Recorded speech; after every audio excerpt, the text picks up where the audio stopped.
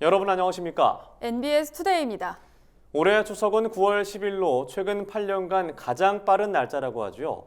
명절 대목장 시기도 예년보다 이른 8월 하순으로 전망되면서 성수품 출하에 문제는 없을지 관심이 집중됩니다. 농가들이 출하 시기를 놓치면 큰 손해가 불가피하기 때문일 텐데요.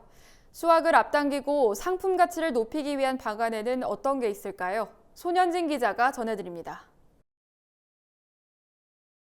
올해 추석을 앞두고 사과와 배 등 주요 성수품 수급에 관심이 높아지고 있습니다.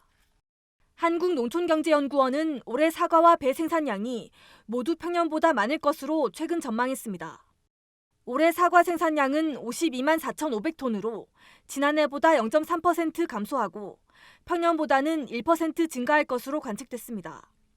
배 생산량은 24만 7천 톤으로 평년 대비 20.8% 많을 전망입니다. 복숭아 생산량은 평년보다 0.5% 적고 지난해보다는 7.4% 증가한 20만 3천 톤으로 예측됩니다. 농림축산식품부는 추석 성수품 공급량이 수요량을 웃돌아 수급에 차질이 없을 것이라고 밝히기도 했습니다. 다만 산지에서는 예년보다 이른 추석 연휴와 기상 상황이 성수품 수급에 큰 변수가 될 것으로 보고 있습니다. 올해 추석 연휴는 9월 9일부터 시작하는데 9월 상순에 추석 연휴가 있는 건 2014년 이후 8년 만입니다. 대개 명절 연휴 2주 전부터 시작되는 대목장은 8월 하순으로 예정돼 농가 출하 시기도 예년보다 보름가량 앞당겨질 전망입니다. 9월 상순과 중순에 집중 생산되는 홍로 사과와 신고 배 등은 대목을 놓치면 가격 하락으로 농민들이 큰 손해를 입을 수 있습니다. 전문가들은 출하 시기 조절을 위해선 시비 관리와 웃자란 가지 정리에 신경 쓰고 필요에 따라 생장 촉진제를 투여하는 것이 좋다고 당부했습니다. 명절 전에 못 바르면 명절 상품들은 시세가 거의 3분의 1도 안 나오거든요. 그러다 보니까 일찍 팔 수 있게끔 농가 지도를 하고 있는데 질소나 이런 부분들 최대한 좀 줄이고 황산가리나 인산가리 이런 쪽으로 시비를 좀 해주기를 지금 농가들한테 지도를 했고 7, 8월에 집중되는 장마와 태풍 등 여름철 재해 가능성도 높습니다.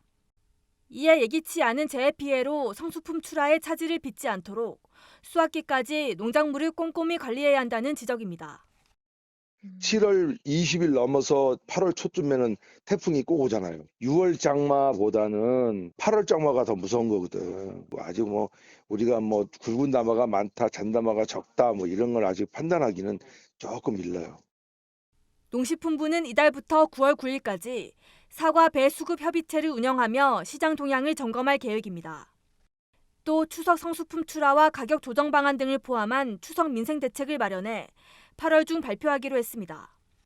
농촌진흥청은 이른 추석에 맞춰 수확을 앞당기는 영농기술 지도를 추진하고 지자체와 지역별 품목조합은 수확기 인력난 해소를 위한 일손 돕기 등 대책에 나설 예정입니다. NBS 손현진입니다.